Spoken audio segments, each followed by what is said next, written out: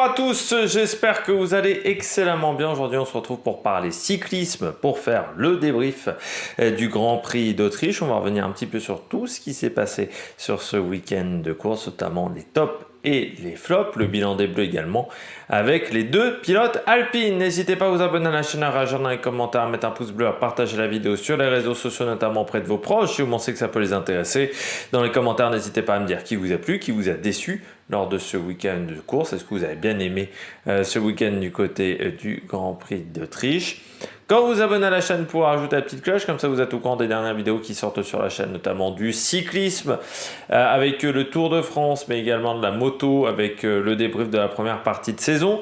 Et puis, vous pouvez faire un super thanks si vous voulez soutenir la chaîne et que vous en avez les moyens. EPS 2.0, c'est sur les plateformes de podcast Amazon, Deezer, Spotify, Google. Et puis de l'autre côté, vous avez également TikTok avec le débrief rapide des différentes épreuves.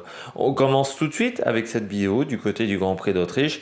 Un Grand Prix encore surdominé par Max Verstappen, le coureur, le pilote néerlandais qui était au-dessus, tout simplement ce week-end. Il n'y avait pas de grande surprise, on va dire, en termes de résultats. Déjà, en plus, c'est souvent un circuit qui a réussi du côté du pilote néerlandais, qui a souvent eu des bons résultats. Il est en plus en position de domination complète, donc il n'y a pas eu vraiment de véritable surprise du côté du pilote néerlandais. Derrière, on a eu une belle performance quand même du côté de Ferrari, avec un bon rythme du côté des pilotes Ferrari, même si c'est plus Charles Leclerc qu'on a profité que Carlos Sainz. Carlos Sainz qui était assez bougon cette semaine, qui était c'était un peu particulier du côté de son attitude.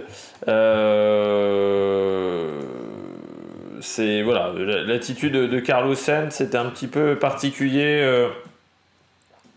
On avait le sentiment que il n'était pas vraiment hyper heureux d'être là. Voilà, je sais pas ce qu'on lui a dit avant le début du week-end du côté de chez Ferrari, mais on avait l'impression que il n'était pas forcément dans une bonne dans un bon mood, on va dire, mentalement, Carlos Sainz. Dommage aussi que du côté de chez Ferrari, on n'ait pas réussi à faire des arrêts de grande qualité. Alors c'est bien, c'est que c'est fou. Quand ils ont une bagnole qui marche pas, ils font des arrêts de qualité. Quand ils ont une bagnole qui marche, ils font des arrêts un petit peu catastrophiques. Un milieu de tableau qui était très dense, avec notamment l'arrivée de McLaren désormais. Vous avez Mercedes, Alpine, tout ça, ça se tient quand même. Aston Martin, ça se tient en pas grand-chose, vraiment au niveau performance. Et puis derrière, des AlphaTauri qui étaient nulle part. Alfa Romeo aussi, ça commence à devenir assez inquiétant. Il y a des équipes en grande difficulté. On va revenir un petit peu ce qui s'est passé du côté des limites de piste. Alors en soi, qu'on pénalise les limites de piste, je trouve que pendant très longtemps, les limites de piste en course, on disait, ça ne bloquait que pour les qualifications, ce qui, je trouvais ça un petit peu stupide, pour tout vous dire. Pour moi, les limites de piste, ça doit être à la fois en qualif ou à la fois en course. Si c'est que en qualif et pas en course, je vois pas vraiment l'intérêt dans ce cas-là de mettre des limites de piste. Non, mettez pas non plus en qualification, qu'on utilise alors là même l'extérieur de la piste complètement. Donc c'est bien que maintenant on se concentre également sur les limites de piste en course. Le problème, c'est la lenteur de la prise de décision. On ne peut pas se permettre aujourd'hui en Formule 1 d'attendre 5-6 heures entre l'arrivée de la course et le résultat définitif de la course. C'est ce qui s'est passé, avec des prises de décision extrêmement lentes, beaucoup trop lentes. Et surtout, c'est quand même dingue, c'est que ce soit des équipes qui sont obligées de quémander pour qu'on obtienne un véritable résultat. C'est-à-dire que la FIA par elle-même n'est pas capable de voir qu'ils font des erreurs. Quand même semble assez dingue. 1200 dépassements de limite de piste, mais en MotoGP, on a beaucoup de dépassements de limite de piste. Je ne sais pas si on en a beaucoup plus ou pas par rapport à ce circuit, mais on en a beaucoup. Et on n'a pas de problème en MotoGP. La prise de décision est beaucoup plus rapide. Il faudrait qu'ils regardent ce qui se passe ailleurs du côté de la Formule 1. Parce qu'en MotoGP, on n'a jamais eu des grands prix où il faut mettre 5 heures avant d'avoir la moitié du résultat de cette épreuve. Parce que ça a quand même eu des changements pour pas mal de... Enfin, pour Aston et McLaren, ça a quand même eu des changements en termes des résultats et également du côté de Alpine. En plus, on a du mal à comprendre pourquoi d'un côté, vous avez un pilote qui se prend 30 secondes alors que les autres ne s'en prennent que 10. Là, c'est toujours les décisions de la FIA avec la cohérence des décisions de la FIA. Et donc, là, on nous dit il y a eu 1200 décisions, enfin 1200 possibles dépassements des limites de piste, donc la FIA a eu du mal à traiter. D'accord ? Dans ce cas-là, si on est sur un circuit où on n'arrive pas, où les pilotes n'arrivent pas à respecter les limites de piste, où les pilotes peuvent très facilement ne pas respecter les limites de piste et qu'ils ont du mal à s'apercevoir d'où se trouvent les limites de piste également, et bien dans ce cas-là, on ne va plus sur ce circuit. Enfin, je crois que c'est assez simple. Là, la F1 était ridicule. Et le problème, c'est qu'on a prolongé le contrat jusqu'en 2030. Donc, jusqu'en 2030, on aura les mêmes problèmes, parce que je ne pense pas que la FIA arrive à accélérer la prise de décision. Donc, soit on modifie les 2 derniers virages pour la Formule 1, c'est-à-dire qu'on décide de les mettre dans un autre endroit, ou qu'on décide de faire autrement du côté de la F1, soit on aura des problèmes. Alors, Toto Wolff, il a dit une idée. Dans ce cas-là, si on veut que les limites de piste soient respectées, il faut remettre les bananes, les vibreurs bananes qui cassent les voitures. Mais bon, en termes de sécurité, ça, c'était une catastrophe.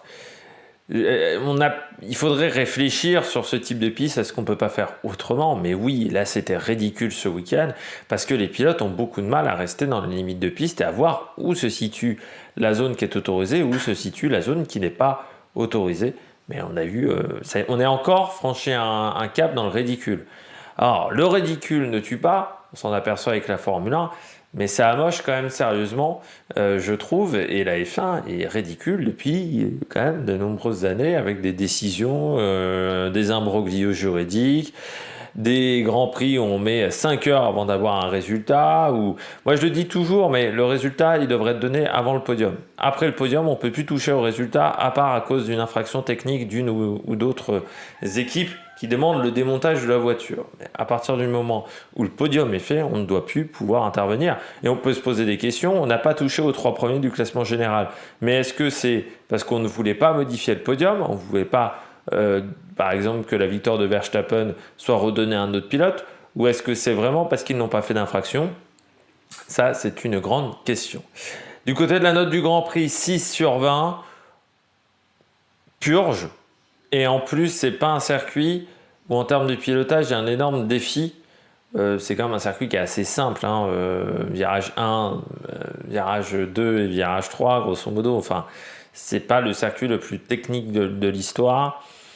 Un circuit où c'est quand même toujours très compliqué de dépasser. En fait, tu as 2-3 zones où tu peux dépasser. Alors, tu peux faire des beaux dépassements. Mais le reste, c'est difficile. Et puis une purge parce que on a les mêmes problèmes que depuis le début de saison, c'est-à-dire une hiérarchie où on a des gros écarts de performance entre chaque voiture. Donc c'est assez compliqué en fait d'avoir des dépassements, d'avoir des bagarres en piste. Si en plus, que ça soit du côté de chez Ferrari ou du côté d'Aston Martin, on donne des consignes pour qu'il n'y ait pas de dépassement, on enlève encore un potentiel spectacle supplémentaire. Donc c'est vrai que c'était vraiment une purge. Et puis ce format... super sprint, je trouve que c'est une catastrophe. Faut savoir que j'ai regardé quasiment tout le week-end en décalé, parce que comme il y avait la Formule 1, j'ai regardé une grande partie du week-end en décalé, sauf les 2 séances de qualif que j'ai regardé en direct. Non, même pas, non, j'ai même pas regardé la 2e séance en direct, parce que je regardais aussi le Tour de France, le grand départ du Tour de France à midi.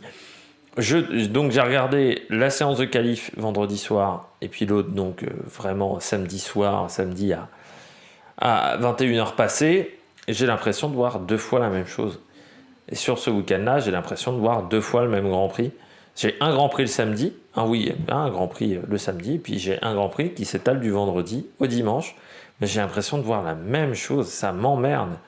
Mais je m'ennuie terriblement. Ces week-ends... Alors, déjà pour moi les courses sprint ça a peu d'intérêt parce que ça permet pas aux pilotes d'aller beaucoup plus vite que sur une course normale, mais en plus quand on a ce genre de choses, et malgré le fait qu'on était sur un Grand Prix sous la pluie, C'est-à-dire que malgré un Grand Prix sous la pluie avec une piste séchante, techniquement là où il y a le plus de spectacle, je me suis quand même un peu ennuyé ferme en regardant la course sprint dimanche soir. Donc vraiment, j'ai pas pris beaucoup de plaisir avec ce week-end de course. Bon, on regarde tout de suite le bilan des Bleus.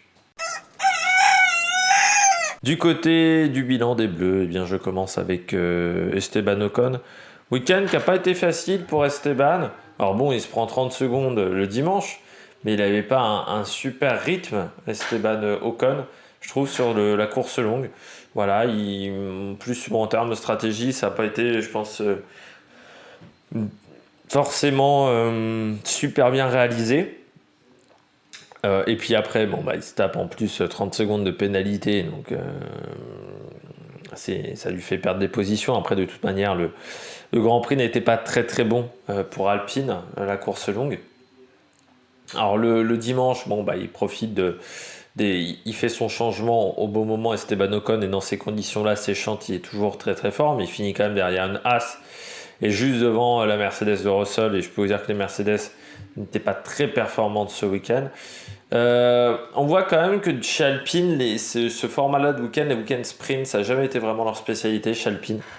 C'est toujours des week-ends qu'ils ont du mal à gérer. Encore plus avec ce format super sprint, parce qu'ils avaient eu du mal en Azerbaïdjan, ils ont encore eu du mal ce week-end. Parce que très clairement, dès que le Grand Prix démarre pas très bien chez eux, ils ont du mal à rectifier le tir.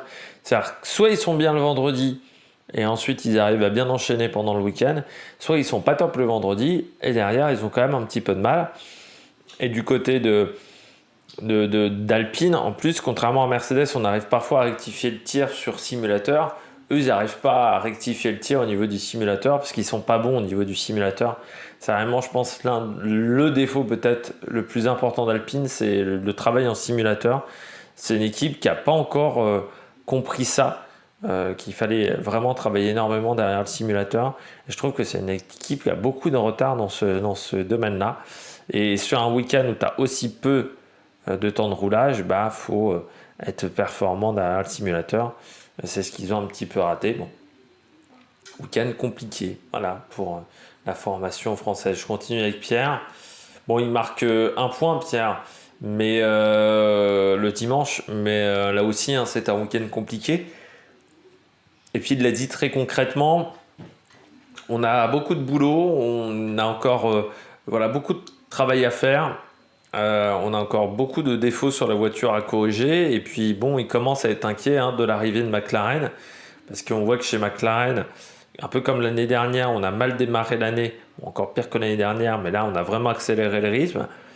Et qu'ils ont trouvé quelque chose sur la voiture pour faire progresser la voiture. Alors que chez Alpine, on a l'impression que toutes les évolutions ne marchent pas de manière très dingue. Qu'ils ont du mal quand même à faire progresser la voiture. Énormément. Je trouve que chacune de leurs évolutions ne font pas un carton. Donc c'est vrai que la bagarre pour la 5e place va pas être facile parce que McLaren s'est rapproché et que ça va pas être si évident que ça du côté de cette équipe. Donc il y a un petit peu d'inquiétude pour la formation, de voir comment ils vont réussir à s'en sortir parce que vraiment c'est très très proche. Voilà, il y a vraiment une équipe qui est les équipes sont assez proches en termes de niveau, donc on va voir ce que ça va donner, mais c'est vrai que pour le moment c'est compliqué pour cette formation alpine, et je trouve que McLaren reprend du retard, récupère du retard, et que ça risque d'être un peu difficile pour l'équipe française sur les prochaines courses. On passe tout de suite au pilote au top. On regarde tout de suite les pilotes au top sur ce week-end. Alors, bon, je ne vais pas revenir encore sur le week-end de Verstappen qui a été excellent. J'ai pas grand-chose d'autre à dire pour Verstappen, mais il a été assez peu inquiété, à part peut-être un petit peu par Perez, qui s'en sort bien quand même, Perez, sur ce week-end, parce que c'était mal embarqué vendredi soir, et il a réussi à bien rectifier le tir pour le reste du week-end et à prendre des gros points. Malgré tout, pour Sergio Perez, sa confiance n'est toujours pas revenue. Il n'arrive pas vraiment à attaquer avec cette voiture. Et on s'aperçoit que chez Red Bull, comme d'habitude, on pensait que ça s'était un peu arrêté avec Perez, mais on est revenu un petit peu sur les traditions d'avant. c'est-à-dire qu'on donne tout à Verstappen, le deuxième pilote, il doit s'adapter. Il n'y a pas d'autre solution, c'est que tu es vraiment un rôle de deuxième pilote, et je trouve que le problème, c'est qu'avec cette situation, enfin avec cette méthode-là, tu as un deuxième pilote qui est souvent en difficulté, et là, c'est vrai que sur ce Grand Prix, je trouve que ça a été assez compliqué. Et que oui, ça a été difficile, quoi. Vraiment, c'était un week-end de course très difficile pour Perez, et il s'en sort bien malgré un week-end difficile. Après Verstappen, lui, il était au-dessus. Il avait un niveau de performance qui était vraiment dingue. C'est le cas depuis quasiment le début de saison. Il enchaîne les résultats. Alors, il profite du fait que certaines équipes tâtonnent un petit peu. Après, il est complètement à l'aise avec sa voiture. Il est complètement performant avec sa voiture. Donc, c'est aujourd'hui un pilote qui vraiment n'a aucun souci. C'est difficile d'aller chercher un pilote comme ça quand tout ce qu'il fait, il le réussit. Parce que c'est ce que fait Verstappen en ce moment. C'est-à-dire tout ce qu'il entreprend, ça fonctionne. Donc, bravo à lui. Je continue avec Charles Leclerc. Je ne vais pas faire long aujourd'hui en vidéo parce que ce Grand Prix ne m'a pas passionné. Hein, vous l'avez bien compris. Du côté de Leclerc, c'est pas un mauvais week-end chez Ferrari. On avait du rythme, la voiture marchait. Alors, on n'avait pas suffisamment de rythme pour aller chercher Verstappen. Ça, c'est clair et net. La voiture n'était pas suffisamment bonne pour faire ça. Par contre, je pense que même si Perez était mieux qualifié, je pense que Leclerc aurait pu vraiment se battre avec Perez, même à la régulière, parce qu'ils avaient vraiment une bonne voiture, ils avaient un très bon rythme de course, pas trop de dégradation au niveau des pneus. On sent que les tests Pirelli leur ont fait beaucoup de bien sur la compréhension des pneus et sur certaines modifications de la voiture. Il y a même certaines équipes qui se sont plaintes de ces essais Pirelli avec Ferrari, où il semblerait que Pirelli ait donné beaucoup d'informations à Ferrari, ce qui a permis à faire les modifications de la Ferrari. Mais je trouve que vraiment du côté de Leclerc, c'est un week-end solide. Il n'en a pas trop fait, ce qui est souvent quand même un peu son problème depuis quelques temps à Charles Leclerc. Donc je trouve que c'était pas mal. Mais dommage encore une fois que on ait ces soucis stratégiques du côté de chez Ferrari, cette bagarre un peu interne avec Sainz. Les deux devraient essayer de se tirer vers le haut. On a l'impression que c'est pas vraiment leur objectif chacun. Ils ont leur propre objectif personnel. Avec un Sainz qui a quand même du mal en comparaison avec Leclerc cette année, il a beaucoup de mal, je trouve, Sainz. Quand tu compares sa première année chez Ferrari, où il était vraiment très proche de Leclerc, et voire même souvent devant Leclerc, et quand tu vois ce qu'il fait aujourd'hui, tu te dis, là aussi c'est un peu incompréhensible. Du côté de Sainz, est-ce que c'est un problème de remise en question du pilote espagnol, ou est-ce que c'est un problème du côté de l'équipe française, du côté de l'équipe italienne? Lapsus avec Frédéric Leclerc. Avec Frédéric Vasseur, je vais y arriver. Je sacrifie tous les noms là aujourd'hui.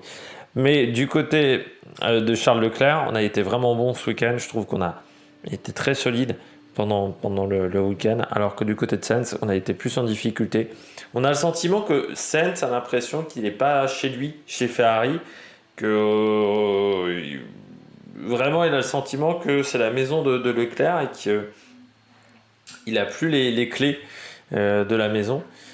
Ça, c'est un petit peu triste du côté de Ferrari. Il va falloir régler ce souci. Il va falloir régler tout ça du côté de chez Ferrari, parce que je trouve qu'on perd un petit peu en termes de résultats.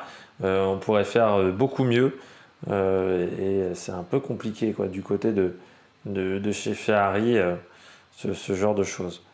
Je termine avec Alexander Albon. Alors il a failli faire un super coup encore avec la course sprint, de marquer des gros points sur la course sprint. C'est bon, voilà, le changement de pneus, ils l'ont fait un peu tard, ils n'ont pas senti le coup du côté de la Williams, et ça leur a fait perdre pas mal de place, alors qu'il avait vraiment un super rythme, et surtout c'est vraiment un mort de faim, Alexander Albon. Il est vraiment capable de se donner à 150 000 pour aller chercher des points. Donc ça, c'est vraiment fantastique et ça, j'adore ça. Les pilotes voilà, qui sont des raceurs et qui sont des morts de faim, des pilotes du dimanche. Mais ouais, ils sont pas passés loin. Voilà, ils sont pas passés loin. Et je trouve que Williams, vu leur niveau de voiture, je trouve que ça soit Sargent n'est pas si mauvais que ça. Mais Albon fait un énorme travail. Et j'espère que c'est regardé par les autres directeurs d'équipe qui regardent le travail qu'il fait quand même chez Williams, parce que c'est un travail qui est du même niveau que le travail de Russell, que Russell faisait, voire peut-être même un petit peu au-dessus, parce qu'à l'époque Russell n'avait pas d'expérience. Je trouve que vraiment il fait un énorme travail pour stimuler l'équipe, même à l'intérieur de l'équipe. Je trouve que voilà, il fait vraiment un super boulot. Et c'est un pilote qui a encore sous-estimé Albon parce que chez Red Bull ça s'est mal passé. Mais je rappelle que quand il est arrivé chez Red Bull, il est arrivé avec très peu d'expérience dans la voiture, donc c'était compliqué à gérer pour lui. Mais je trouve vraiment que il fait du bon boulot chez Williams, et je trouve que chez Williams, malgré une voiture qui est vraiment pas bonne, les deux pilotes font quand même du bon boulot. Même Sargent, il fait du bon boulot. Je trouve qu'on fait du meilleur boulot que chez AlphaTauri, chez Alfa ou chez Alfa Romeo, alors que les moyens de Williams sont quand même plus réduits et surtout ils ont un énorme retard dans les infrastructures par rapport aux deux équipes précédemment citées. Eh bien, je crois qu'on a fait le tour des pilotes top. On passe au bonnet d'âne. Premier bonnet d'âne de ce week-end, c'est Mercedes. Week-end très compliqué pour la firme allemande. Que ça soit Hamilton, mais encore plus Russell. Russell, il était vraiment pas à l'aise dans la voiture, hein. Regardez ses tours de qualif, ça bouge dans tous les sens au niveau du volant. Ça cisaille le volant, droite, gauche, droite, gauche, droite, gauche. C'est très très compliqué. On a l'impression que vraiment il se bat avec sa voiture. C'est vraiment de la bagarre. Et que c'est pas une grande partie de plaisir. Alors Hamilton, c'était un peu plus simple dans la voiture, il semblait un peu plus à l'aise, mais il n'y avait pas beaucoup de rythme chez Mercedes ce week-end. Et on a l'impression qu'ils tâtonnent toujours autant avec leur concept de grand ponton, parce que maintenant c'est comme ça qu'il faut appeler le nouveau concept Mercedes. On a l'impression vraiment que pour le moment, ils tâtonnent encore énormément. Je pensais qu'après le Canada, voilà, je m'attendais à ce que ça soit dur jusqu'au Canada et qu'après le Canada, ils arrivent vraiment à bien comprendre la voiture et qu'ils aient plus trop de soucis, qu'ils soient très réguliers au niveau des performances. Sauf que on a vraiment l'impression que pour le moment, ils n'ont pas encore compris le nouveau fonctionnement de leur voiture. Et que le problème des grands pontons, ça cachait peut-être plein d'autres soucis sur cette voiture Mercedes et qui sont en train de le découvrir en ce moment et qui sont en train vraiment de s'apercevoir que les pontons, en fait, c'était pas le seul souci de la voiture, qu'il y a peut-être d'autres problèmes aéro, qu'il y a peut-être d'autres retards technologiques du côté de chez Mercedes qui font que cette voiture n'est vraiment pas facile d'utilisation. Et c'est vrai que Russell en qualif, c'était dur à voir pendant tout le week-end, et Hamilton en course, c'était pas simple. Et on le voit, ils font en course sprint, Hamilton fait 10, Russell fait 8, c'est pas fou. Et en course longue, ils font 7 et 8, donc c'est pas dingue non plus. C'est peut-être la course là depuis l'arrivée des grands pontons qui est le plus compliqué, le Grand Prix le plus compliqué du côté de Mercedes. Ils étaient vraiment pas dans le rythme des autres concurrents, donc c'était vraiment une course assez difficile du côté de chez Mercedes. On n'avait vraiment pas de rythme, on savait pas trop quoi faire avec la voiture, j'ai l'impression. Et autant Mercedes, ils arrivent souvent à rectifier le tir rapidement, autant là, pendant tout le week-end, ils n'ont pas réussi à trouver la solution. Je poursuis avec une autre équipe. De toute façon, c'est 3 équipes qui sont en flop. C'est AlphaTauri. Je trouve que ça marche de moins en moins bien du côté d'AlphaTauri. C'est déjà que ça marchait pas fort, mais alors là, ils sont vraiment, en termes de performance, nulle part. C'est-à-dire que Tsunoda et De Vries, ils sont nulle part. Alors, week-end quand même plus solide pour Nick De Vries, même si encore une fois, hein, comme je l'ai dit, j'ai peur que après ce qu'il a fait au Canada, sa situation soit jouée désormais. Mais il a fait quand même du bon boulot là ce week-end. Il a été dans le coup par rapport à Tsunoda. Même en qualif, il était géré moins. Il y avait moins d'écart que d'habitude en qualif entre les deux. En course aussi, les deux voitures étaient assez proches. Mais le niveau de performance de cette AlphaTauri est proche de zéro. C'est vraiment, cette année, je pense, la plus mauvaise voiture aujourd'hui. C'est vraiment la plus mauvaise voiture actuellement, je pense, du plateau. Même l'Alfa Romeo me semble moins mauvaise. Et pourtant, l'Alfa Romeo, c'est pas top. Mais cette année, c'est assez dingue, c'est qu'on s'aperçoit que l'année dernière, il y avait vraiment les voitures de tête et ensuite il y avait le peloton derrière où tout le monde était assez proche. Cette année, il y a vraiment les voitures de tête, le peloton de milieu de tableau entre Mercedes, Aston. Donc vous avez Red Bull, Ferrari qui sont au-dessus. Ensuite, vous avez Aston, Mercedes, Alpine, McLaren qui sont assez proches au final en termes de performance. Et derrière, vous vous retrouvez à avoir des équipes en difficulté, notamment Alpha Tauri, Alfa Romeo sont en grande difficulté, mais même As, c'est pas dingue. Williams, bon, c'est sur des coups qu'ils arrivent à marquer des points quand même, et c'est assez différent. Il y a vraiment un fond de tableau, cette année au niveau des équipes avec des voitures qui sont vraiment pas performantes. J'ai peur quand même pour Tsunoda parce que cette année il fait quand même du bon boulot, Yuki Tsunoda, mais ça se voit pas parce qu'il a quand même pas la bonne voiture. Donc j'espère que ça bloque au bout d'un moment pour le pilote japonais pour qu'il aille dans des meilleures équipes et avec des meilleures voitures. Je termine avec Aston Martin. Alors déjà en termes de performance, ça fait depuis plusieurs week-ends qu'ils sont quand même un petit peu en retrait par rapport à ce qu'ils étaient capables de faire en début de saison. Donc leur capacité à faire des évolutions performantes, j'ai l'impression que c'est un petit peu compliqué. En même temps, c'est ce que j'avais dit, c'est-à-dire que faire une voiture rapide en Formule 1, c'est pas si compliqué que ça. Par contre, ce qui est compliqué en Formule 1, c'est de réussir à faire évoluer une voiture. Il y a des équipes qui le font très bien, il y a des équipes qui ont beaucoup plus de mal à le faire. Et Aston Martin n'a pas réputation pour savoir très bien faire évoluer ses voitures. Et là, je trouve qu'ils ont régressé un peu dans la hiérarchie. Alors, ce week-end, ça leur a pas coûté trop de points parce que Mercedes était nulle part, parce que Alpine est un petit peu dans la même situation qu'eux, et que certes McLaren a pris des points, mais bon, McLaren assez loin quand même, donc ça leur coûte pas très cher. Mais Ferrari revient au niveau du championnat constructeur. Ça devrait les inquiéter légèrement quand même dans cette équipe parce que je trouve que ça revient très vite du côté de la formation italienne. Et en plus, il y a eu toute la situation avec Alonso.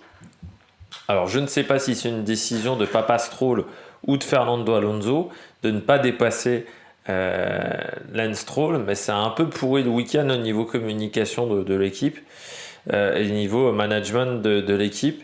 Et puis, ouais, une voiture qui n'était pas fantastique, en retrait du côté de cette Aston Martin par rapport à ce qu'ils ont été capables de faire sur d'autres circuits. Ça fait 2-3 week-ends d'affilée qui sont dans cette situation-là. Donc, j'espère qu'ils vont réussir à retrouver un petit peu de allant, un petit peu de niveau lors du prochain week-end, c'est-à-dire vendredi, samedi, dimanche, du côté de Silverstone. On passe tout de suite au classement, aux différents classements des championnats du monde. On regarde tout de suite les différents classements. Max Verstappen est en tête du classement du championnat du monde devant Sergio Perez, 229 points contre 148 points. Fernando Alonso est 3e, Lewis Hamilton est 4e avec 106 points. Du côté de chez Ferrari, on a récupéré des gros points, notamment pour Carlos Sainz et Charles Leclerc qui remontent au niveau du championnat du monde. George Russell désormais 7e. Stroll 8e, alors que Esteban Ocon est 9e. Lando Norris est 10e avec les gros points marqués ce week-end. Et Pierre Gasly, 11e de ce championnat du monde, où encore deux pilotes, Logan Sargent et Nick De Vries, n'ont pas marqué 2 points. Du côté du championnat du monde des constructeurs, Red Bull est largement en tête, là il n'y a pas vraiment match. Mercedes est 2e avec 178 points. Aston est 3e avec 175 points.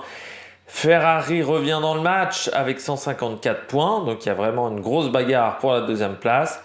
Alpine 47 points, voit revenir McLaren Mercedes un peu trop près, à mon goût, avec 18 points de retard. On retrouve ensuite As, Alfa Romeo, Williams 7 points et AlphaTauri 2 petits points seulement marqués par Yuki Tsunoda. Et c'était il y a déjà quelques courses pour l'équipe italienne. J'espère que vous avez aimé cette vidéo. Nous, on va se retrouver après le Grand Prix de Grande-Bretagne pour faire le débrief de cette course. Je rappelle que par rapport à d'habitude, là on a un beau mois de juillet, mais surtout on a des courses qui d'habitude ne sont pas là en juillet, avec notamment la Hongrie et le Grand Prix de Spa qui aura lieu le 30 juillet dans une ambiance qui va être un petit peu particulière. Donc nous on se retrouve du côté de Silverstone pour le prochain week-end et on aura enchaîné quand même 2 courses là dans la même semaine. Donc c'est pas toujours facile à gérer. Mais Silverstone, en plus, une piste magnifique. Mais est-ce qu'on aura du spectacle? Ces dernières années, on a eu quand même pas mal de spectacles du côté de Silverstone. J'espère qu'on en aura encore cette année. Parce que c'est vrai que depuis le début de saison, ça a été un petit peu compliqué. Et puis, on sera à la 10e course de l'année du côté du Grand Prix de Grande-Bretagne.